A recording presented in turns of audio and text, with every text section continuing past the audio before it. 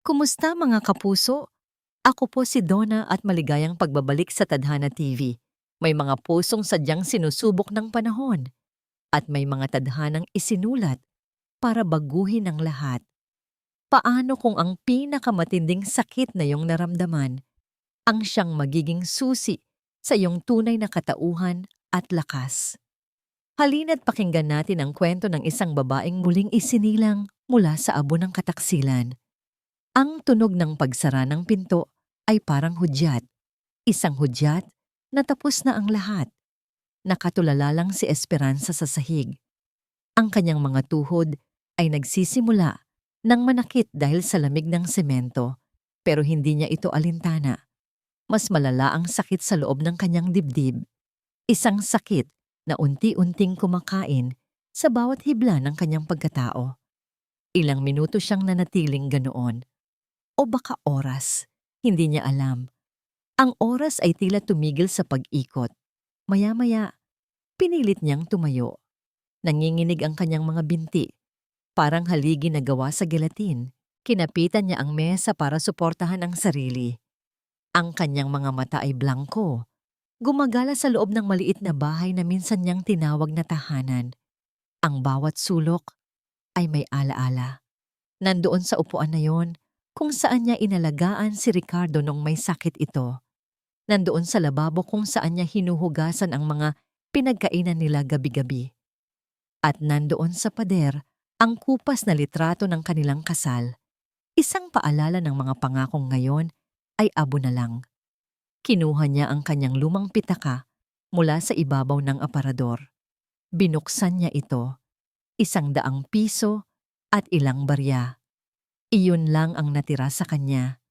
Hindi na siya umiiyak, para bang naubos na ang lahat ng luha sa kanyang katawan. Ang natira na lang ay isang malalim at nakabibinging kawalan. Dahan-dahan siyang naglakad palabas ng pinto. Ang pinto na isinara ni Ricardo sa kanya. Ang pinto na sumasagisag sa pagtatapos ng kanilang buhay. Wala siyang dalang damit. Wala siyang dalang gamit, tanging ang sarili niya lang, ang basag niyang puso, at ang medalyon na nakasabit sa kanyang leeg. Ang tanging alaala mula sa kanyang mga yumaong kinagisnang magulang. Naglakad siya ng walang patutunguhan. Ang mga ilaw pamasko sa bawat bahay ay tila nanunuya sa kanyang kalagayan. Ang masayang tawanan ng mga pamilya na nagdiriwang ng Noche Buena ay parang mga punyal na tumutusok sa kanyang tainga. Sinubukan niyang tawagan ang numero ng kanyang pinsan sa isang public phone booth, ngunit walang sumasagot. Sinubukan niya ang kanyang dating katrabaho, ganoon din. Isa-isa, ang mga taong inaakala niyang masasandalan niya ay tila naglaho. Nag-iisa siya, ganap na nag-iisa sa malamig na gabi. Ang pagod at sakit ng katawan ay nagsimula ng maningil. May kakaibang kirot sa kanyang tagiliran. Isang kirot na pilit niyang binabaliwala sa mga nakalipas na linggo. Ngayon, ito ay sumisigaw na. Humihingi ng atensyon. Napaupo siya sa isang bangko sa labas ng simbahan. Ang mga tao ay nagsisimula nang magsilabasan mula sa huling misa. Ang kanilang mga mukha ay puno ng saya at pasasalamat. Si Esperanza ay yumuko. Itinatago ang sarili sa kanilang mga tingin. Naramdaman niya ang pagkahilo. Ang kanyang paningin ay nagsimulang manlabo. Ang kirot ay lalong tumitindi. Hinawakan niya ng mahigpit ang medalyon sa kanyang leeg. Ito na lang ang tanging bagay na mainit sa kanyang nanlalamig na katawan. Ang huling piraso ng pag-asa sa isang mundong gumuho na. Sa gitna ng kanyang nahihirapang paghinga, bumulong siya sa hangin. Tulungan niyo po ako. At pagkatapos, ang lahat ay naging itim. Ang huling naramdaman niya ay ang pagbagsak ng kanyang katawan sa malamig na semento, kasabay ng mahihinang sigaw ng mga taong nakapaligid sa kanya. Isang matandang babae ang lumapit. Sinapo ang kanyang ulo. Diyos ko, tumawag kayo ng ambulansya. Pero huli na. Si Esperanza ay wala ng malay. Dinala siya ng kadiliman, palayo sa sakit, palayo sa kataksilan, palayo sa pinakamalamig na Pasko ng kanyang buhay. Nagising si Esperanza sa amoy ng alkohol at sa mahinang tunog ng mga aparato. Dahan-dahan niyang iminulat ang kanyang mga mata. Ang unang bumungad sa kanya ay ang puting kisame at ang sinag ng ilaw mula sa isang fluorescent lamp. Nasaan ako? Sinubukan niyang bumangon, ngunit isang matinding kirot sa kanyang tagiliran ang pumigil sa kanya. Napahiga siyang muli, ang kanyang paghinga ay mabigat. May nakakabit na tubo ng dextrose sa kanyang kamay. Isang lalaking nakaunipormeng puti ang lumapit sa kanyang kama. Ang mukha nito ay kalmado, ngunit ang mga mata nito ay may bakas ng pag-aalala. Sa kanyang name tag, nakasulat ang pangalan, Dr. Adrian Reyes. "Mabutit gising ka na, ginang," sabi nito sa isang mahinahong boses. "Nasa public hospital po kayo. Dinala kayo rito kagabi matapos kayong mawalan ng malay." Naalala ni Esperanza ang lahat. Ang divorce papers, ang malamig na gabi, ang sakit. Ang mga luhang akala niya'y naubos na ay muling dumaloy sa kanyang mga pisngi. Hindi niya ito pinunasan. Hinayaan niya lang itong bumagsak sa puting unan. May malubha po ba akong sakit?" Tanong niya. Takot na marinig ang sagot. Nag-atubili si Dr. Adrian. Tumingin ito sa hawak niyang resulta ng mga laboratory tests. Huminga ito ng malalim bago magsalita. "Ginang," panimula nito, maingat sa bawat salita. "Ang mga resulta ng inyong tests ay nagpapakita na meron kayong advanced stage liver cancer." Parang bombang sumabog ang mga salita sa loob ng kwarto. Cancer. Ang salitang yon ay mas masakit pa sa ginawa ni Ricardo. Ang ginawa ni Ricardo ay pagtataksil sa puso. Ito ay pagtataksil ng sarili niyang katawan. Ang katawan na isinakripisyo niya para iligtas ang buhay ng lalaking tumalikod sa kanya, ay siya na ring papatay sa kanya. Isang tawa ang kumawala sa bibig ni Esperanza. Isang tawang walang saya. Isang tawang puno ng sakit at kabalintunaan. Napatingin sa kanya si Dr. Adrian, naguguluhan at naaawa. "Nakakatawa, di ba, Doc?" sabi ni Esperanza sa gitna ng kanyang pagtawa at pag-iyak. "Ibinigay ko ang isang piraso nito para sa wala.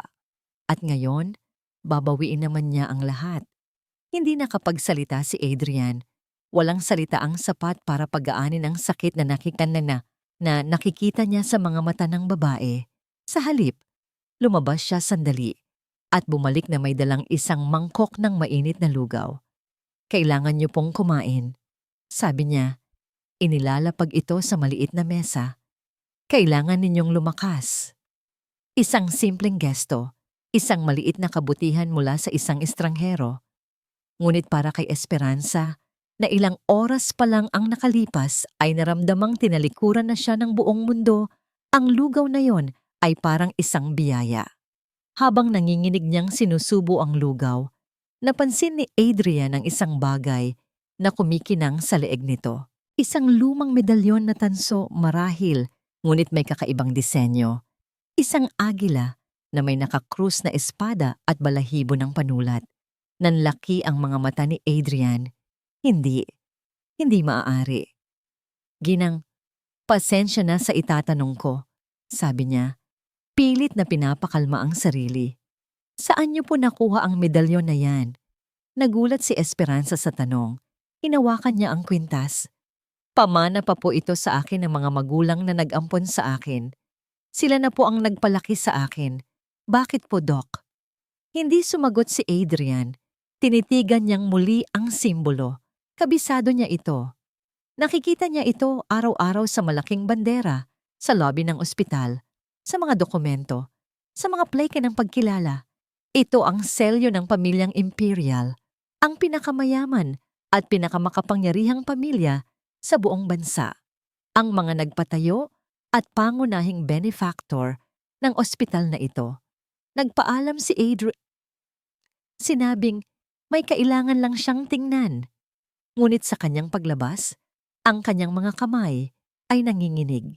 Kinuha niya ang kanyang cellphone, maingat na kinuhaan ng litrato ang medalyon mula sa malayo habang hindi nakatingin si Esperanza. Nagmadali siyang pumunta sa isang tahimik na sulok ng hallway. Nagdial siya ng isang numero na matagal na niyang hindi tinatawagan. Nang may sumagot sa kabilang linya, ang kanyang boses ay halos pabulong ngunit puno ng pagkaapura. "Tia Elena," sabi niya, ang puso niya'y kumakarera. Sa tingin ko, nahanap ko na siya. Hindi nagtagal. Isang itim at makintab na sasakyan ang huminto sa harap ng emergency entrance ng ospital. Walang ingay, walang abala. Bumukas ang pinto at isang babae ang lumabas. Siya ay matanda na. Marahil na sa mga huling dekada na ng kanyang buhay, ngunit ang kanyang tindig ay tuwid at puno ng dignidad. Ang kanyang suot ay simple, ngunit mamahalin. Ang kanyang buhok na puti na ay nakapusod ng maayos. Sa kabila ng kanyang edad, may awtoridad sa kanyang bawat kilos. Ito si Tia Elena, ang matagal ng katiwala, ang kanang kamay, at ang tagapag-ingat ng mga lihim ng pamilyang imperial. Sinalubong siya ni Adrian sa lobby. Ang binata ay hindi mapakali. Ang kanyang mga kamay ay bahagyang nanginginig. "Adrian, iho," bati ni Tia Elena. Ang kanyang boses ay kalmado, ngunit may pahiwatig ng pag-asa. "Totoo ba ang sinasabi mo?" Hindi sumagot si Adrian. Sa halip, ipinakita niya ang litrato ng medalyon sa kanyang cellphone. Nang makita ni Tia Elena ang imahe, napahawak siya sa kanyang dibdib. Ang kanyang mga mata na nakasaksi na ng maraming dekada ng tagumpay at trahedya ay biglang napuno ng luha. Pagkatapos ng 30 taon, 30 taon ng paghahanap, ng pag-asa, at ng halos pagsuko na. "Nasaan siya?" tanong niya. Ang kanyang boses ay nanginginig. Itinuro ni Adrian ang daan patungo sa ward kung saan naroon si Esperanza. Naglakad sila ng tahimik, ang bawat hakbang ay tila isang sagradong ritual. Naabutan nila si Esperanza na nakatingin sa bintana. Pinapanood ang pagbuhos ng ulan. Ang kanyang muka ay maputla. Ang kanyang mga mata ay walang buhay. Isa siyang larawan ng isang taong tinanggap na ang kanyang mapait na kapalaran. Tumayo si Tia Elena sa may pintuan. Pinagmamasdan siya. Dahan-dahan, binuksan niya ang kanyang daladalang leather portfolio. Kumuha siya ng isang lumang litrato. Ang litrato ay kupas na, ngunit malinaw pa rin. Isang masayang mag-asawa na may kargang isang batang babae. Ang batang babae ay may suot na kaparehong-kaparehong medalyon. At ang mukha ng batang yon, kahit lumipas pa ang 30 taon, ay ang mukha ni Esperanza. "Anak," bulong ni Tia Elena. Napalingon si Esperanza sa tunog ng boses. Nagulat siya nang makita ang matandang babae. Sino siya? Lumapit si Tia Elena. Ang kanyang mga tuhod ay tila nanghihina. Dala-dala niya ang mga litrato at ilang dokumento. Inilapag niya ang mga ito sa kama ni Esperanza. "Ako si Elena," sabi niya. Ang luha ay tuluyan ng bumagsak. "Matagal na kitang hinahanap. Maria Clara." Maria Clara? Kumunot ang noo ni Esperanza. Nagkakamali siguro ang matanda. Ang pangalan niya ay Esperanza. Ngunit nang makita niya ang mga litrato, ang mga birth certificate, ang mga ulat ng pulisya tungkol sa isang aksidenteng nangyari 30 taon na ang nakalipas. Isang aksidenteng kumitil sa buhay ni na Don Alejandro at Doña Isabela Imperial. Isang aksidente kung saan hindi na natagpuan ang katawan ng kanilang nag-iisang anak na babae. Nagsimulang umikot ang kanyang paningin. Hinawakan ni Tia Elena ang kanyang kamay. Ang mga kamay nito ay mainit at malambot. "Ang iyong mga magulang," sabi ni Tia Elena. Ang boses ay basag. "Ang aksidente, isang masamang tao ang may kagagawan. Para iligtas ka, ang hardinero natin na si Mangador ay itinakas ka. Pinalaki ka niya bilang sarili niyang anak, malayo sa panganib. Bago siya namatay, ipinangako niya sa akin na balang araw Gagawa siya ng paraan para mahanap mo ang daan pabalik. Ang lahat ay bumuhos kay Esperanza na parang isang malaking alon. Ang mga pira-pirasong alaala na akala niya ay panaginip lang. Ang malaking bahay, ang hardin, ang isang babaeng may malambing na tinig na kumakanta sa kanya. Napahawak siya sa kanyang ulo. Sobrang daming impormasyon, sobrang sakit. At sa gitna ng lahat ng yon, yumuko si Tia Elena, lumuhod sa malamig na sahig ng ospital. "Patawarin mo kami, Apo," sabi nito habang umiiyak. "Patawarin mo kami dahil hinayaan naming mangyari ito sa'yo. Grabe ang pinagdaanan mo." Isang apo, isang imperial, siya, si Esperanza. Hindi niya alam kung ano ang dapat maramdaman, ngunit isang bagay ang sigurado. Ang babaeng pumasok sa ospital na ito kagabi, ang babaeng basahan na itinapon ng kanyang asawa, ay wala na. "Tumayo po kayo," sabi ni Esperanza. Ang kanyang boses ay mahina, ngunit may bagong lakas. Tinulungan niyang tumayo ang matanda. Ginawa ni Adrian ang mga kinakailangang tawag. Sa loob lamang ng isang oras, isang team mula sa pinakamagaling na pribadong ospital sa bansa ang dumating. Si Esperanza, na ngayon ay Maria Clara na, ay maingat na inilipat. Habang itinutulak ang kanyang stretcher palabas ng ward, nahagip ng kanyang tingin ang salamin sa pader. Nakita niya ang kanyang refleksyon. Isang babaeng payat, may sakit, at may gulugulong buhok. Isang babaeng nawala sa sarili, isang babaeng nalilito sa karangyaan na biglang bumalot sa kanya. Habang bumubukas ang pinto ng ambulansya, isang tanong ang umaling-awngaw sa kanyang isipan, mas malakas pa sa sirena. Sino na ako ngayon? Ang silid sa pribadong ospital ay ibang-iba sa mundo ni Esperanza. Tahimik, malinis, laging may amoy ng sariwang bulaklak, hindi alkohol. Ang kama ay malambot, ang kumot ay makapal, at ang mga nurse ay palaging nakangiti. Sa loob ng ilang linggo, ito ang naging bagong mundo ni Maria Clara. Ang pinakamagagaling na doktor sa bansa ang tumingin sa kanya.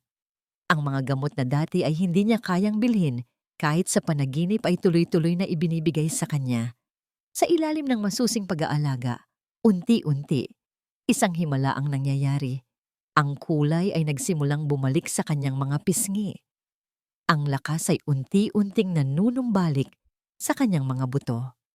Sabi ng mga doktor, ang cancer ay agresibo. Ngunit dahil sa advanced na treatment, mayroon siyang malaking pag-asa. Isang pag-asang ilang linggo lang ang nakalipas ay tila imposible. Sa bawat araw, naroon si Tia Elena sa kanyang tabi. Kinukwentuhan siya tungkol sa kanyang mga magulang, sa pamilyang imperial at sa buhay na dapat ay sa kanya. Naroon din si Adrian, hindi bilang doktor, kundi bilang isang kaibigan. Ang presensya nito ang nag-iisang tulay niya sa dati niyang buhay. Isang paalala na ang lahat ng ito ay totoo. Isang araw, sinabi ng doktor na pwede na siyang umuwi. Ngunit hindi sa maliit at nangungupahang bahay na itinaboy siya. Uwi siya sa mansyon ng mga imperial. Ang sasakyan ay pumasok sa isang malaking bakal na tarangkahan. Bumungad sa kanya ang isang higanting bahay na mas malaki pa sa simbahan sa kanilang probinsya. May malawak itong hardin at isang fountain sa gitna. Parang isang palasyo, nakakailang, nakakatakot. Pagbaba niya ng sasakyan, isang lalaki ang naghihintay sa may pinto. Matangkad ito, gwapo, at nakasuot ng mamahaling suit. Ngumiti ito, ngunit ang nangiti ay hindi umabot sa kanyang mga mata. "Maligayang pagbabalik, pinsan," sabi nito. "Ako si Mateo." Inilahad nito ang kamay. Nang abutin ito ni Maria Clara, naramdaman niya ang lamig. Isang lamig na hindi dulot ng panahon, kundi ng pakiramdam. "Salamat," mahina niyang sagot. Agad na binawi ang kanyang kamay. Sa loob ng mansyon, sinalubong sila ng hilera ng mga katulong na nakayuko. Ang lahat ay bago at nakakapanibago sa kanyang mga mata. Ang naglalakihang chandelier, ang mga painting sa pader, Ang marmol na sahig na kumikinang, parang isang museo. Pinangunahan siya ni Tia Elena sa kanyang magiging silid. Ang silid ay mas malaki pa sa buong bahay nila ni Ricardo. May sarili itong banyo at isang balkonaheng tanaw ang hardin. Ito ang dati mong kwarto, Maria Clara. Sabi ni Tia Elena, ang mga mata ay nagliliwanag. Pinaayos ko lang ng kaunti. Naiwan siyang mag-isa. Dahan-dahan niyang hinaplos ang malambot na kumot sa kama. Lumapit siya sa salamin. Ang babaeng nakatingin pabalik sa kanya ay hindi na si Esperanza. Ngunit hindi pa rin lubos na si Maria Clara. Nakasuot siya ng magandang damit na seda, ngunit ang kanyang mga mata ay nagpapakita pa rin ng pag-alinlangan. Ang takot. Sa mga sumunod na araw, sinubukan niyang mag-adjust, ngunit sa bawat sulok ng mansyon, nararamdaman niya ang mga mata ni Mateo. Palagi itong nandyan, nagmamasid. Ang mga tanong nito ay tila palaging may dobleng kahulugan. Ang mga papuri nito ay may halong lason. "You're learning fast, pinsan," sabi nito isang umaga habang nag-aalmusal sila. "But this world, it's complicated. Maraming ahas." Hindi siya sumagot. Alam niyang siya ang tinutukoy nito na kailangang mag-ingat. Isang hapon, habang naglalakad siya sa hardin, narinig niya ang boses ni Mateo mula sa loob ng library na bahagyang bukas ang pinto. Hindi pwedeng basta-basta na lang siyang papasok sa eksena. Maring sabi nito sa kausap sa telepono. 30 years! 30 taon na akong naghihirap para sa kumpanya. Hindi niya to basta-basta makukuha. Narinig niya ang pagtaas ng boses nito. "Gumawa ka ng paraan," utos nito. "I don't care how. Just do it." Napatigil sa paghinga si Maria Clara. Itinago niya ang sarili sa likod ng malaking halaman. Nang bumukas ang pinto ng library, mabilis siyang naglakad palayo. Ang puso niya'y dumadagundong sa kaba. Ang bagong mundo niya ay hindi pala isang ligtas na kanlungan. Isa itong hawla na gawa sa ginto, at sa loob nito, may isang ahas na naghihintay lang ng tamang oras para manuklaw. Ilang linggo ang lumipas, ipinatawag ni Tia Elena ang abogado ng pamilya para sa isang formal na pagpupulong. Naroon si Mateo, si Tia Elena at si Maria Clara. Ayon sa huling habilin ni Don Alejandro Imperial, simula ng abogado, binubuksan ng isang makapal na dokumento ang lahat ng kanyang ari-arian, kasama na ang Imperial Corporation, ay mapupunta sa kanyang nag-iisang anak na si Isabela. At kung sakaling wala na si Isabela, ito ay ipapamana sa kanyang magiging anak. Tumingin ang abogado kay Maria Clara. "Dahil sa iyong pagbabalik, Miss Maria Clara Imperial, ikaw ang itinalaga ng batas bilang nag-iisang tagapagmana ng lahat." Isang nakabibinging katahimikan ang bumalot sa silid. Biglang tumayo si Mateo mula sa kanyang upuan. Ang peking ngamong ngiti sa kanyang mukha ay tuluyan ng naglaho, napalitan ng isang ekspresyon ng purong galit. Ang kanyang mga kamay ay nakakuyom sa gilid. Hindi siya nagsalita. Tumingin lang siya ng diretso kay Maria Clara. Ang kanyang mga mata ay nag-aapoy sa puot at pagbabanta. At sa titig na yon, naunawaan ni Maria Clara ang lahat. Ang laban niya ay hindi pa tapos. Sa katunayan, ito ay nagsisimula pa lamang. Nang makalabas ang abogado, ang galit na titig ni Mateo ay nanatili, nakatatak sa isipan ni Maria Clara. Hindi ito nagsalita. Tumalikod lang ito at naglakad palabas. Ang bawat hakbang ay mabigat at puno ng pagbabanta. Isinara nito ang pinto nang may puwersa at ang tunog ay umalingaw-ngaw sa buong silid. Naiwan silang dalawa ni Tia Elena sa katahimikan. Nanginginig ang mga kamay ni Maria Clara. "Natatakot ako," amin niya sa mahinang boses. Umupo si Tia Elena sa tabi niya. Hinawakan nito ang kanyang mga kamay. Ang mga palad nito ay mainit at nagbibigay lakas. "Panahon na para malaman mo ang lahat, apo," sabi ni Tia Elena, ang kanyang boses ay seryoso. Ang buong kwento. Dinala siya ni Tia Elena sa malaking library ng mansyon. Sa ibabaw ng fireplace, nakasabit ang isang malaking oil painting. Isang larawan ng isang napakagwapong lalaki at isang napakagandang babae. Ang kanilang mga ngiti ay puno ng buhay at pagmamahal.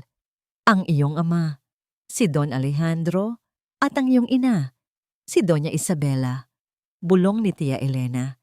Tinitigan ni Maria Clara ang mga mukha sa larawan, ang kanyang mga magulang, mga estranghero na dapat ay buong buhay niyang kilala. May kung anong kirot sa kanyang puso. Ang aksidente. Hindi iyon simpleng aksidente, Maria Clara. Pagpapatuloy ni Tia Elena, ang kanyang boses ay naging mapait. Ang iyong ama ay isang napakaingat na driver at nang gabing iyon, pauwi sila mula sa isang mahalagang meeting kung saan isisiwalat niya sana ang pandaraya ng kanyang business partner. Sino?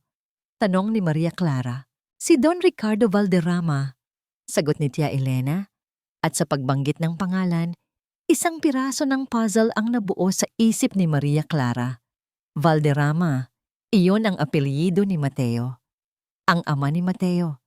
Paglilinaw ni Tia Elena, matagal nang may alitan sa negosyo ang pamilya ninyo at ang mga Valderrama.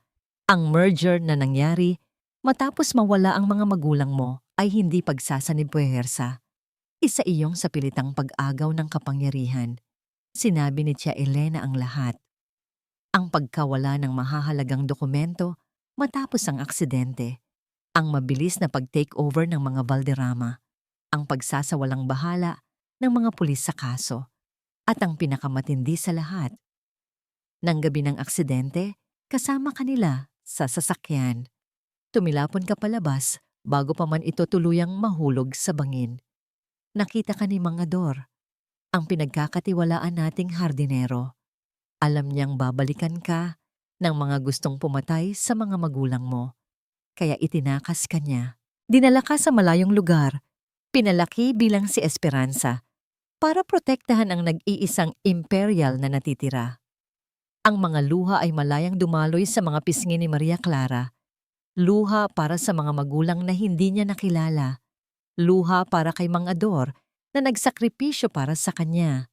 At luha ng galit para sa inhustisyang sinapit ng kanyang pamilya. Ang lahat ng paghihirap niya bilang si Esperanza, ang lahat ng sakit ay konektado pala sa isang mas malaki at mas madugong kasaysayan. Kinabukasan, dinalaw siya ni Adrian. Nakita nito ang bigat sa kanyang mga mata. Hindi ito nagtanong. Sa halip, naglapag ito ng isang libro sa kanyang tabi. Naisip ko, baka makatulong to, sabi ni Adrian, ngumiti ng bahagya. Sabi nila, ang mga libro raw ang pinakamatalim na sandata. Tiningnan ni Maria Clara ang libro. Pagkatapos ay tumingin siya kay Adrian, may pasasalamat sa kanyang mga mata. Salamat, Doc, sabi niya. Ang lakas ay hindi lang nasa katawan, Maria Clara, sabi ni Adrian bago umalis. Nasa isip at puso rin. Nang gabing iyon, hindi makatulog si Maria Clara. Muli siyang bumalik sa library. Tumayo siya sa harap ng larawan ng kanyang mga magulang. Tinitigan niya ang kanilang mga mata na tila nangungusap sa kanya, naghihintay. Hinawakan niya ang medalyon sa kanyang leeg. Ang simbolo ng agila, espada at panulat. Lakas, tapang at talino. Ang pamana ng kanyang mga magulang. Ang babaeng mahina na si Esperanza ay tuluyan ng naglaho. Sa kanyang kinatatayuan ngayon ay si Maria Clara Imperial, ang anak ni na Alejandro at Isabela. Ang tagapagmana hindi lang ng kayamanan, kundi ng isang laban na kailangan niyang tapusin. Huminga siya ng malalim. Ang kanyang mga mata ay nag-aalab sa isang bagong determination. Tumingin siya sa kanyang refleksyon sa salamin ng painting. Para sa inyo, bulong niya, na para bang naririnig siya ng kanyang mga magulang. At para sa akin, itatama ko ang lahat. Ang determinasyon na nabuo sa library ng gabing iyon ay naging apoy kinaumagahan. Hindi na si Maria Clara ang babaeng nag-aalinlangan at natatakot. Ngayon, mayroon na siyang layunin.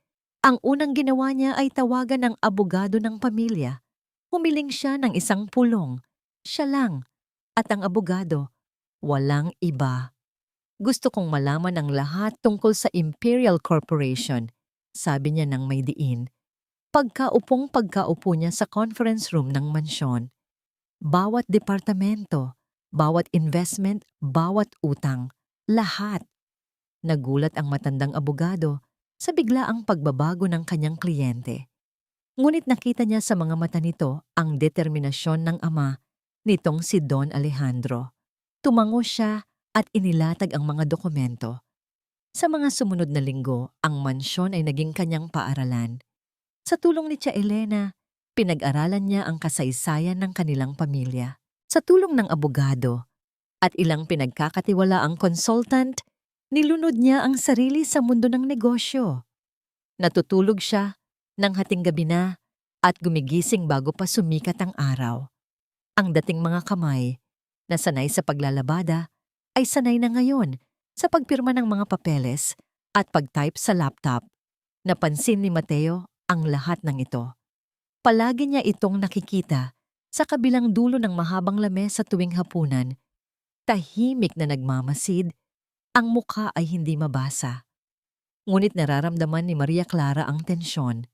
Isang labanan ng isip na walang salita ang namamagitan sa kanila. Isang araw, ipinatawag ni Maria Clara ang board of directors ng kumpanya, kasama si Mateo. Ito ang kanyang unang opisyal na pagkilos bilang tagapagmana.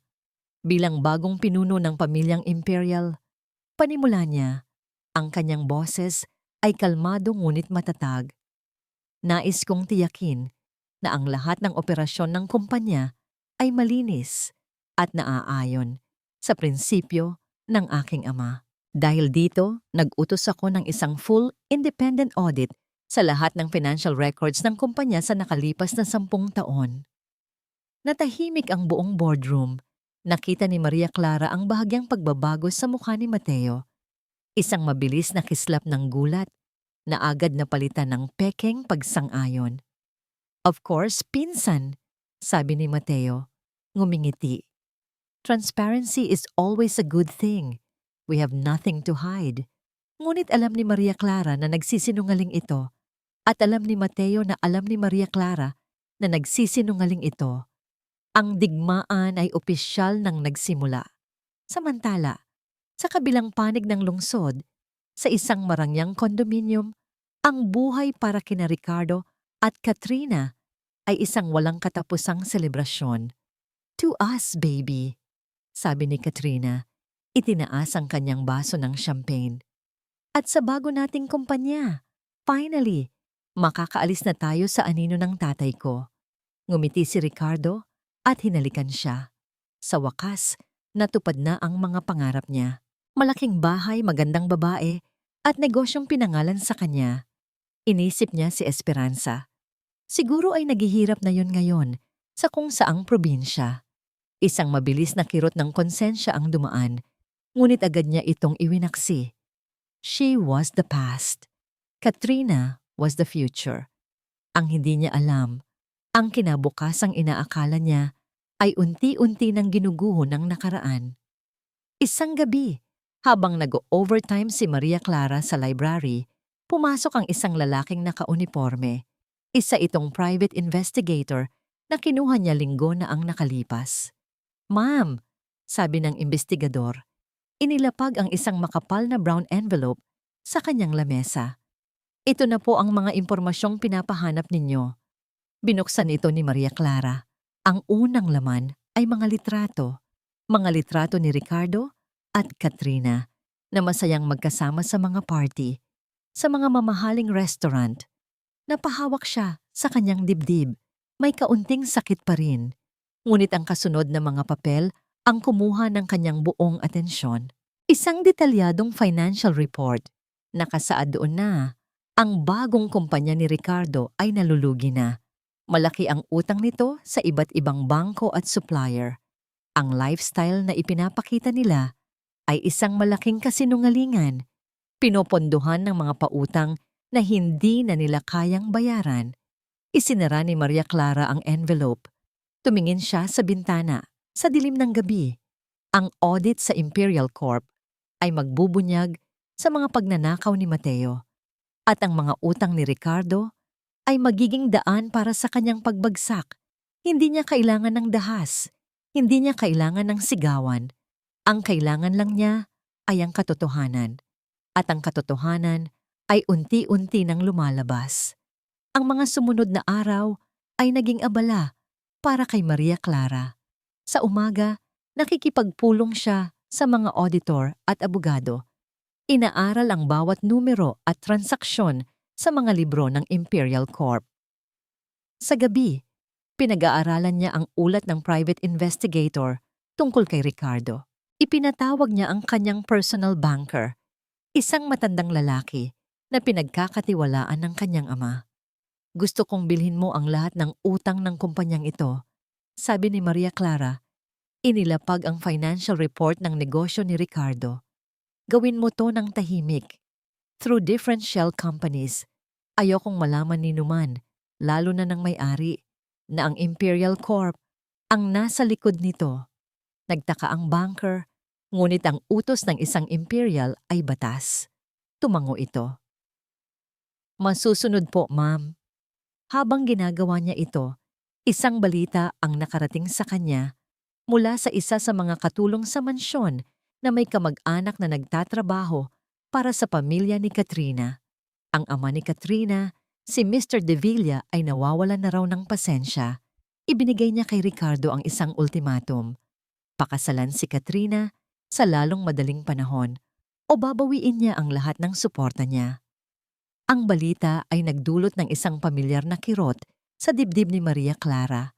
Ngunit hindi na ito ang dating sakit ng pagtataksil. Ito ay isang malamig na kirot ng pagkaunawa. Ricardo was trapped at ang isang taong nasusukol ay gagawa ng mga desperadong bagay. At tama nga siya. Isang hapon, habang nagbabasa ng mga report sa library, sinabi ni Tia Elena na may bisita si Mateo. Nang sumilip siya mula sa siwang ng pinto, nanigas siya sa kanyang kinatatayuan. Ang bisita ni Mateo ay si Ricardo. Nakatayo si Ricardo sa gitna ng malaking opisina ni Mateo.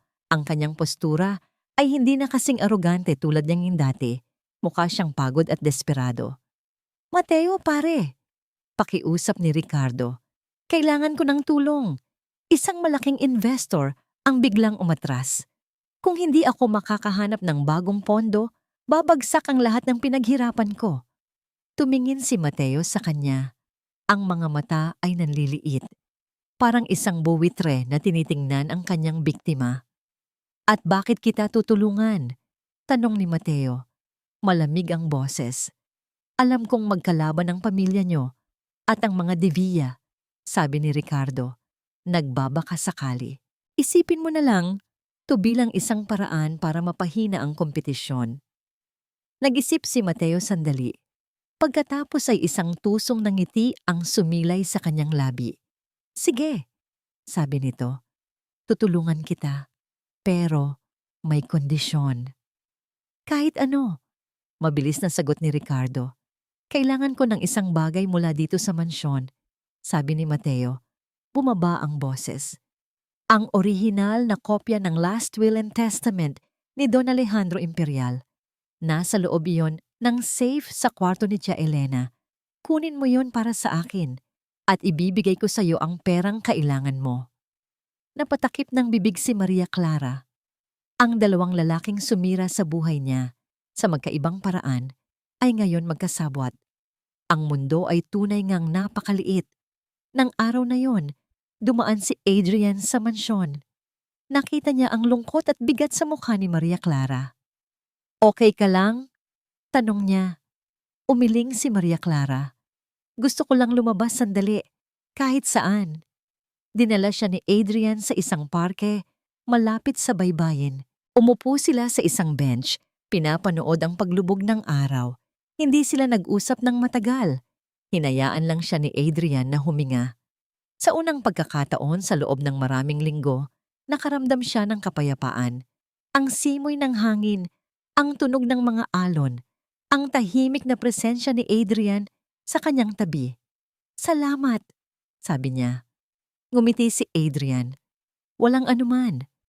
Pagbalik niya sa mansyon ng gabing iyon, mas malinaw na ang kanyang isip. Ang sakit ay nandoon pa rin, ngunit hindi na ito ang nagkokontrol sa kanya. Ang galit ay nandoon pa rin, ngunit ito ay naging isang malamig at matalas na instrumento. Pumasok siya sa kanyang opisina at kumuha ng isang magandang piraso ng stationery. Kinuha niya ang isang fountain pen. Sa ilalim ng sagisag ng pamilyang Imperial, nagsimula siyang magsulat. Kinabukasan, isang mensahero ang naghatid ng isang imbitasyon sa opisina ni Ricardo. Ang sobre ay gawa sa mamahaling papel at ang selyo ay wax na may tatak ng agila. Nanginginig ang mga kamay ni Ricardo habang binubuksan ito. The Imperial Foundation cordially invites Mr. Ricardo Salazar and Miss Katrina De Villa to its annual charity ball, ang pinakamalaki at pinakaprestihiyosong social event ng taon. Isang gabi kasama ang mga pinakamayayaman at pinaka-impluensyal na tao sa bansa. Para kay Ricardo, hindi lang ito isang imbitasyon. Ito ay kaligtasan. Ito ay isang pagkakataon. Katrina, sigaw niya. Hindi maitago ang pananabik. Tingnan mo to. Pasok na tayo. This will save us. Hindi niya napansin ang nangiti ni Maria Clara habang pinapanood niya ang reaksyon ni Ricardo mula sa hidden camera na ipinalagay niya sa opisina nito. Ang pain ay nakalatag na, ang silo ay nakahanda na, at ang daga ay papunta na sa bitag. Ang imbitasyon ay naging sentro ng mundo ni Ricardo at Katrina. Para sa kanila, ito ang gintong tiket. Isang patunay na sa kabila ng mga problema sa pera, sila ay kinikilala pa rin, na sila ay kabilang sa alta sosyedad. "This is it, baby!" sabi ni Katrina habang isinusukat ang isang napakamahal na gown. "Kapag nakita ako ng mga tao sa party na to, lahat ng investors babalik sa tin. Daddy will finally get off my back." Sumang-ayon si Ricardo, kahit na sa loob-loob niya, may ibang plano. Para sa kanya, ang gabing iyon ay hindi lang tungkol sa pagpapakitang gilas. Ito rin ang perpektong pagkakataon para isakatuparan ang utos ni Mateo. Habang abala ang lahat sa party, sino ang makakapansin sa isang taong aakyat sa itaas para kunin ang isang lumang dokumento? Sa mansyon ng mga Imperial, ang paghahanda ay nasa ibang antas. Hindi ito tungkol sa mga damit o palamuti. Ito ay paghahanda para sa isang laban. Si Maria Clara, sa tulong ni Tia Elena, ay sumailalim sa isang mabilis ngunit masinsinang pagsasanay. Tinuruan siya kung paano maglakad ng may dignidad, kung paano tumayo ng may awtoridad, kung paano magsalita sa paraan na lahat ay makikinig. Ang isang Imperial ay hindi sumisigaw. Paalala ni Tia Elena habang inaayusan ang kanyang postura. Ang kapangyarihan natin ay nasa ating presensya, sa ating katahimikan. Dumating ang araw ng charity ball, habang ang pinakamagagaling na makeup artist at stylist ay inaayusan siya. Si Maria Clara ay nakatingin lang sa kanyang refleksyon sa salamin. Ang babae sa salamin ay ibang-iba na. Ang kanyang buhok ay nakaayos sa isang eleganteng paraan. Ang kanyang mukha ay may bahagyang makeup na nagpapatingkad sa kanyang mga mata. At ang suot niyang gown na kulay royal blue ay tila ginawa para sa isang reyna. Ngunit sa likod ng lahat ng iyon, ang kanyang mga mata ay nanatiling kalmado, matalas, at nakapokus. "Handa ka na ba, Apo?" Tanong ni Tia Elena, inilalagay ang isang kumikinang na kwintas sa kanyang leeg. "Matagal na po akong handa," sagot ni Maria Clara. Bago siya umalis, dumaan si Adrian sa mansyon. Dala nito ang isang maliit na kahon. "Para sa'yo," sabi nito. Binuksan ito ni Maria Clara. Sa loob ay isang simpleng corsage ng puting bulaklak. "Para saan to?" tanong niya. Lahat ng reyna ay kailangan ng paalala na sa kabila ng bigat ng korona, mayroon pa ring simpleng kagandahan sa mundo. Sabi ni Adrian, ang kanyang mga mata ay puno ng pag-aalala. "Sigurado ka na ba talaga sa gagawin mo?" Tumingin si Maria Clara sa bulaklak, pagkatapos ay kay Adrian. Isang maliit na ngiti ang sumilay sa kanyang labi. Ang hustisya ay hindi palaging tahimik, Doc, sabi niya. At minsan, kailangan mong gumawa ng ingay para marinig ka. Kinuha ni Tia Elena ang isang bagay mula sa isang maliit na baul. Isa itong diamond and pearl hair comb, kumikinang sa ilalim ng ilaw. Ito ang isinuot ng iyong ina noong huling ball na dinaluhan niya. Bulong ni Tia Elena, maingat na inilalagay ito sa buhok ni Maria Clara. Naaalala ko sa iyo ang iyong ina, matapang at maganda. Naramdaman ni Maria Clara ang bigat ng hiyas sa kanyang buhok. Isang bigat na hindi lang dahil sa mga diamante, kundi sa kasaysayan na dala nito. Dumating na ang gabi ng pagtutuos. Ang grand ballroom ng isang 5-star hotel ay puno ng mga pinakamayayamang mukha sa Pilipinas. Ang tunog ng violin at ang mahinang usapan ay pumupuno sa hangin. Pumasok sina Ricardo at Katrina. Ang mga baba ay taas noo. Bawat ngiti ay kalkulado. Agad silang napalibutan ng mga kakilala. Ang kanilang atensyon ay nasa kanila. Ito na iyon, ang tagumpay. Sa kabilang banda ng ballroom, sa isang pribadong entrance, huminto ang sasakyan ng mga Imperial. Huminga ng malalim si Maria Clara. Naramdaman niya ang malamig na metal ng medalyon sa ilalim ng kanyang gown, nakatapat sa kanyang dibdib. Naramdaman niya ang bigat ng suklay ng kanyang ina sa kanyang buhok. Binuksan ng gwardiya ang pinto. Ang liwanag mula sa ballroom ay sumilaw sa kanyang mga mata. Ang entablado ay nakahanda na. Oras na para sa paglabas ng reyna. Ang charity ball ay nasa kasagsagan nito. Si Mateo Valderrama, bilang tumatayong CEO ng Imperial Corporation, ang nasa entablado. Nagbibigay ng kanyang pambungad na pananalita. Ang kanyang boses ay malakas at puno ng kumpiyansa. Binabanggit ang mga tagumpay ng kumpanya sa ilalim ng kanyang pamumuno. Ang Imperial Foundation ay patuloy na magiging ilaw ng pag-asa.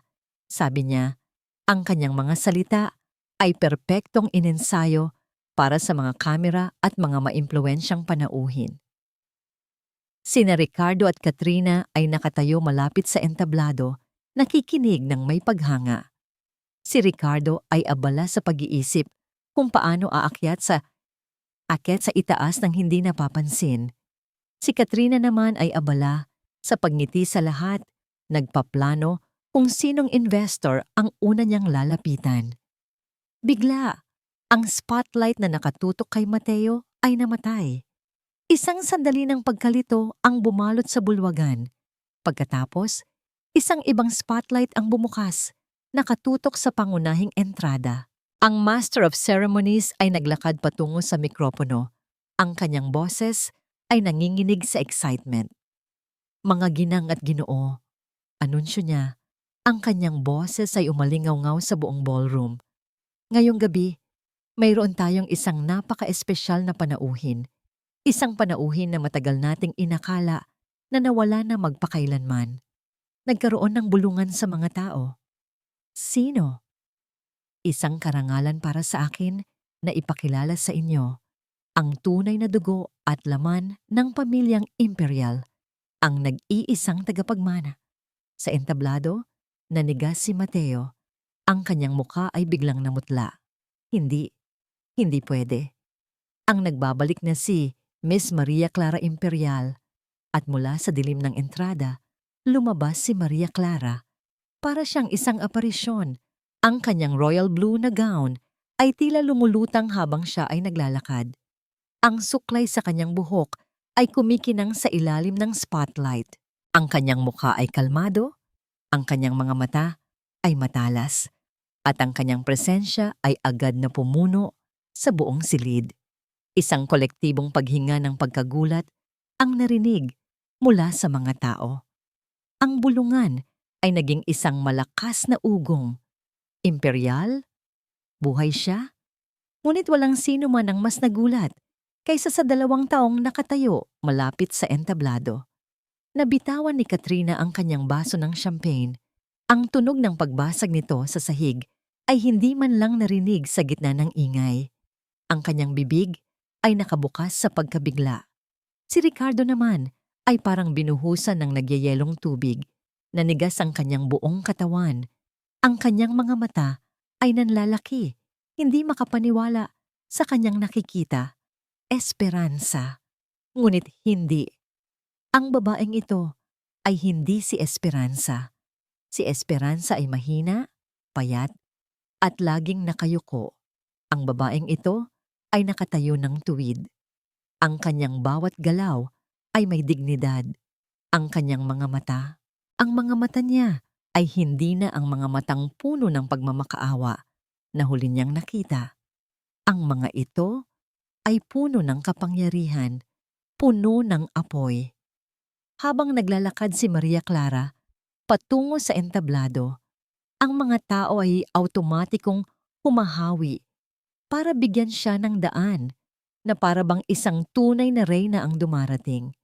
Nang magtama ang kanilang mga mata, nakita ni Ricardo ang isang bagay na nagpatindig ng lahat ng balahibo sa kanyang katawan. Isang ngiti, isang maliit, malamig at mapanuyang ngiti. Isang ngiti na nagsasabing, "Alam ko ang lahat." Umakyat si Maria Clara sa entablado. Tumabi siya sa natutulalang si Mateo, na ngayon ay parang isang estatwang walang buhay. Kinuha niya ang isa pang mikropono mula sa host. Ang buong ballroom ay natahimik. Ang lahat ng mata ay nasa kanya. Huminga siya ng malalim. Tumingin siya sa buong audience. Ang kanyang mga mata ay panandaliang huminto sa direksyon ni Adrian na nakatayo sa isang sulok, nagbibigay ng isang pampalakas loob na tango. Pagkatapos, ang kanyang tingin ay bumalik at dumiretso kina Ricardo at Katrina. At sa ilalim ng nakakasilaw na ilaw ng entablado, nagsalita siya. "Magandang gabi sa inyong lahat," sabi niya. Ang kanyang boses ay malinaw at matatag, walang bakas ng panginginig. "Mayroon akong isang maliit na kwento na nais kong ibahagi." Ang buong ballroom ay nasa ilalim ng kanyang kapangyarihan. Walang kumikilos, walang nagsasalita. Ang lahat ay naghihintay. May isang babae, panimula ni Maria Clara, ang kanyang boses ay umaalingaw-ngaw sa katahimikan. Tawagin na lang natin siyang Esperanza, isang simpleng babae na ang tanging pangarap ay mahalin at alagaan ang kanyang asawa.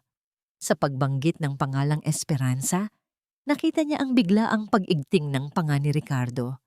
Si Katrina naman ay napatingin sa kanya, naguguluhan. Minahal ni Esperanza ang kanyang asawa nang higit pa sa kanyang sarili. Pagpapatuloy ni Maria Clara, ang kanyang mga mata ay hindi inaalis sa pagkakatingin kay Ricardo. Kaya naman nang mga ilangan ito ng liver transplant para mabuhay, hindi siya nagdalawang isip.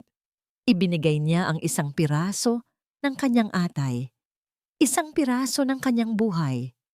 Isang malaking screen sa likod ng entablado na kanina lang ay nagpapakita ng logo ng Imperial Foundation ay biglang umilaw. Isang lumang medical record ang lumitaw. Pangalan ng pasyente, Ricardo Salazar. Pangalan ng donor, Esperanza Salazar. Uri ng operasyon, living donor liver transplantation. Isang mahinang bulungan ang nagsimulang kumalat sa mga panauhin. Pero ang buhay ay mapaglaro, sabi ni Maria Clara. Isang bakas ng pait ang gumuhit sa kanyang boses. Pagkalipas ng ilang taon, ang babaeng nagbigay ng lahat ay tinalikuran, iniwan, itinapon na parang isang basahan. Nagbago ang imahe sa screen, isang litrato ng maliit at sira-sirang bahay na minsan niyang tinirhan.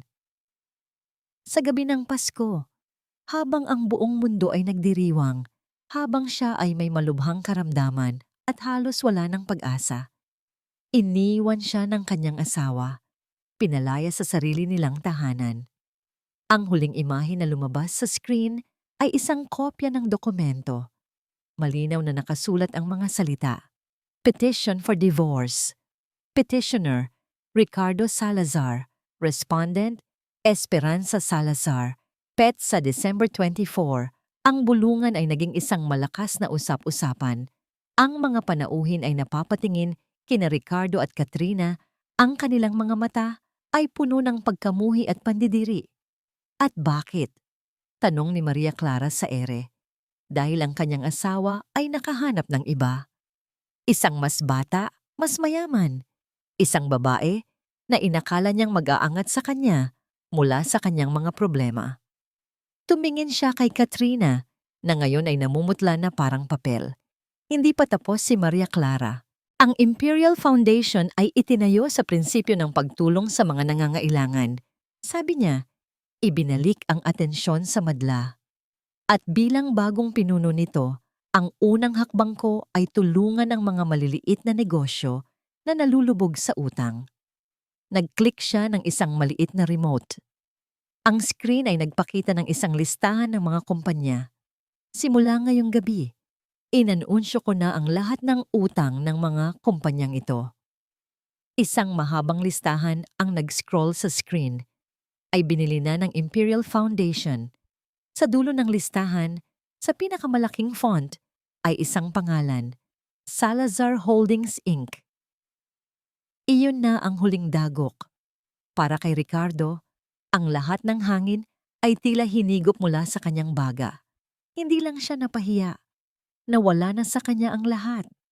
Ang kanyang dignidad, ang kanyang kinabukasan, ang kanyang kumpanya. Lahat ay pag-aari na ngayon ng babaeng minsang itinapon niya. Ang kwento ni Esperanza ay kwento ng sakit at kataksilan. Pagtatapos ni Maria Clara, ang kanyang boses ay muling naging matatag. Ngunit ito rin ay kwento ng pagbangon dahil ako si Esperanza at ako rin si Maria Clara Imperial at hindi ko nahahayaan kailanman na may umapi pa sa akin. Binitiwan niya ang mikropono. Hindi niya na kailangang tingnan si Ricardo. Binaling niya ang kanyang tingin sa mga taong tumulong sa kanya. Kay Tia Elena na lumuluha sa tuwa at kay Adrian na nakangiti sa kanya. Ang mga mata ay puno ng paghanga. Sa gitna ng kaguluhan na nilikha niya, isang tao ang tahimik na gumalaw, si Mateo.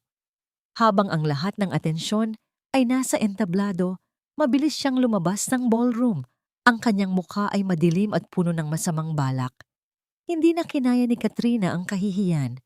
Ang kanyang pangarap na maging bahagi ng alta sosyedad ay naging isang bangungot. Humarap siya kay Ricardo. Ang kanyang mukha ay puno ng galit. Sinungaling, sigaw niya. Ang kanyang boses ay matinis at puno ng pagkamuhi. Niloko mo ako. Niloko mo kaming lahat. Isang malutong na sampal ang dumapo sa pisngi ni Ricardo. Dumating ang mga security guard para i-escort sila palabas. Habang kinakaladkad sila sa gitna ng mga mapanghusgang tingin at nagbubulungang mga panauhin, si Ricardo ay napatingin sa entablado sa huling pagkakataon. Nakita niya si Maria Clara, nakatayo roon, kalmado at maringal. Isang reyna sa kanyang trono at siya ang hamak na basahan na nasa paanan nito. Pagkatapos ng charity ball, ang kwento ni Maria Clara Imperial at Ricardo Salazar ay naging usap-usapan sa buong bansa. Lumabas ito sa mga dyaryo, sa telebisyon, at naging viral sa social media. Si Ricardo at Katrina ay naging simbolo ng kataksilan at kahihiyan. Ang pamilya De Villa ay mabilis na itinakwil si Ricardo para iligtas ang sarili nilang pangalan. Ngunit para kay Maria Clara, ang laban sa entablado ay tapos na. Ang tunay na laban sa loob ng mansyon ay nagsisimula pa lang. Kinabukasan, pinatawag niya si Mateo sa kanyang opisina. Ang dating opisina ni Don Alejandro na ngayon ay sa kanya na. Nang pumasok si Mateo, wala na ang dating pagmamataas sa kanyang mukha. Napalitan ito ng isang tahimik na galit. Anong kailangan mo? Tanong nito. Malamig. Hindi sumagot si Maria Clara. Sa halip, itinulak niya ang isang folder sa ibabaw ng lamesa patungo kay Mateo. Ito ang paunang resulta ng audit. Binuksan ito ni Mateo. Sa loob ay mga ebidensya ng milyon-milyong pisong na divert mula sa pondo ng kumpanya patungo sa kanyang mga personal na account sa ibang bansa. Malinaw, hindi maikakaila. The auditors found a lot of interesting things, sabi ni Maria Clara. Kalmado ang boses. Enough to send you to prison for a very, very long time. Isasama pa siguro natin ang kaso ng pagkamatay ng mga magulang ko kung gugustuhin mo. Namutla si Mateo. Hindi mo yan mapapatunayan. Hindi pa sa ngayon, pag-amin ni Maria Clara. Pero sa dami ng pera at koneksyon na meron ako, sa tingin mo, gaano katagal bago ko mahanap ang ebidensya at mga testigo? 1 year? 6 months? O baka isang tawag ko lang? Natahimik si Mateo. Alam niyang talo na siya. May dalawa kang pagpipilian, sabi ni Maria Clara. Tinititigan siya ng diretso sa mata. Una, ibibigay ko ang lahat ng ito sa mga pulis. Hahayaan kitang mabulok sa kulungan at sisirain ko ang pangalan ng mga Valderrama magpakailanman. At ang pangalawa? Nanginginig na tanong ni Mateo. You resign, sabi ni Maria Clara. Ngayon din, ibibigay mo sa akin ang lahat ng shares mo sa Imperial Corp, kapalit ng kalayaan mo. Aalis ka ng bansa at hindi ka na magpapakita pa sa akin kailanman. Mamuhay ka sa kung anumang naitabi mo mula sa pagnanakaw mo. Isang alok iyon, hindi ng awa, kundi ng praktikalidad. Ayaw na ni Maria Clara ng gulo. Gusto na niya ng kapayapaan. Tinitigan ni Mateo ang mga papeles, pagkatapos ay kay Maria Clara. Sa mga mata nito, nakita niya ang isang babaeng hindi na niya kayang labanan. Tumango ito, ng dahan-dahan, isang kilos ng tuluyang pagsuko. Sige, bulong nito. You win. Lumipas ang ilang buwan. Ang Imperial Corporation ay muling sumigla sa ilalim ng pamumuno ni Maria Clara. Ang mga anino ng mga Valderrama ay tuluyan ng nawala. Isang araw, isang hindi inaasahang bisita ang dumating sa mansyon. Si Ricardo, malaki ang ipinagbago nito. Payat na ito, ang kanyang mga mamahaling damit ay napalitan ng mga luma at ang kanyang muka ay puno ng pagod. Hinarap siya ni Maria Clara sa may hardin. Hindi niya ito pinapasok sa loob ng bahay. Anong kailangan mo, Ricardo? Tanong niya. Walang emosyon. Lumuhod si Ricardo sa kanyang harapan. Isang eksenang hindi niya kailanman naisip na mangyayari. Patawarin mo ako, Esperanza. Maria Clara, sabi nito, umiiyak. Nagkamali ako. Nabulag ako sa pera, sa ambisyon. Pinagsisisihan ko ang lahat. Please, bigyan mo ako ng pangalawang pagkakataon. Tulungan mo ako. Kahit konti lang. Naghihirap na ako. Tinitigan siya ni Maria Clara. Hinanap niya sa kanyang puso ang galit, ang puot. Ngunit wala siyang makita. Ang tanging naramdaman niya ay awa. Awa para sa isang lalaking dating minahal niya na ngayon ay isang anino na lang ng kanyang sarili. Hindi siya nagkamali sa pag-ibig. Nagkamali siya sa taong pinagbigyan niya nito. Tumayo ka, Ricardo, sabi niya. Pinilit nitong tumayo. Ang mga mata ay puno ng pag-asa. Pinapatawad na kita, sabi ni Maria Clara. At naramdaman niyang totoo ang mga salitang yon. Ang bigat na matagal na niyang pasan-pasan ay biglang gumaan. Pero ang pagpapatawad ko ay hindi nangangahulugan ng pangalawang pagkakataon o ng pera. Nakita niya ang pagbagsak ng pag-asa sa mukha ni Ricardo. Pinapatawad kita, Ricardo. Ulit niya, mas malinaw ngayon. Hindi para sa'yo, kundi para sa akin. Malaya na ako. Tumalikod siya at pumasok sa mansyon. Iniwan si Ricardo na mag-isang nakatayo sa hardin. Ilang buwan ang lumipas. Isang magandang hapon, nakatayo si Maria Clara sa balkonahe ng kanyang silid. Pinagmamasdan ng hardin na ngayon ay puno na ng mga bulaklak. Lumapit si Adrian sa kanyang tabi. Tahimik. Kamusta ka na? Tanong nito. Ngumiti si Maria Clara, isang tunay at payapang ngiti. Okay na ako. Tumingin sila pareho sa papalubog na araw. Isang pagtatapos at isang bagong simula. Handa ka na ba? Tanong ni Adrian. Ang kanyang boses ay mahina. Para sa bagong simula? Hindi sumagot si Maria Clara. Sa halip, inilagay niya ang kanyang kamay sa ibabaw ng kamay ni Adrian. Isang simpleng kilos na nagsasabi ng lahat. Oo, handa na siya. Isang taon ang lumipas. Ang araw ay sumisikat sa isang hardin na hindi na lang basta hardin. Ito ngayon ang Hardin ni Esperanza, isang santuwaryo na ipinatayo ni Maria Clara sa loob ng lupain ng mga imperial. Bukas ito para sa publiko. Isang lugar kung saan ang mga taong pagod sa buhay, lalo na ang mga kababaihan, ay maaaring magpahinga, magnilay-nilay at huminga. Sa gitna ng hardin, si Maria Clara, na ngayon ay masigla at malusog na, ay abala sa pag-aalaga ng mga rosas. Wala na ang mamahaling gown, napalitan ito ng simpleng damit at salakot. Ang kanyang mga kamay, na minsan nang nasanay sa paglalabada at sa pagpirma ng mga dokumento, ay masaya na ngayong may bahid ng lupa. Ang Imperial Corporation ay nananatiling matatag sa ilalim ng kanyang pamumuno, ngunit ang puso niya ay nasa kanyang pundasyon. Ang Esperanza Foundation ay tumutulong na ngayon sa libu-libong kababaihan sa buong bansa, mga biktima ng pang-aabuso, mga may malubhang karamdaman, mga itinapon at tinalikuran.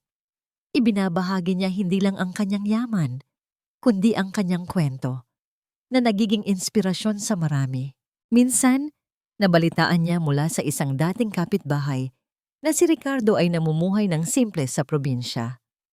Nagtatrabaho bilang isang ordinaryong empleyado sa isang maliit na kumpanya.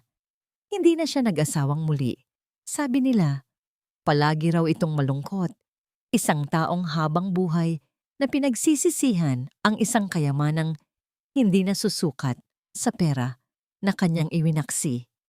Hindi na muling nag-cruise ang kanilang mga landas. Mukhang kailangan ng mga yan ng tubig, sabi ng isang pamilyar na boses. Napangiti si Maria Clara nang hindi lumilingon.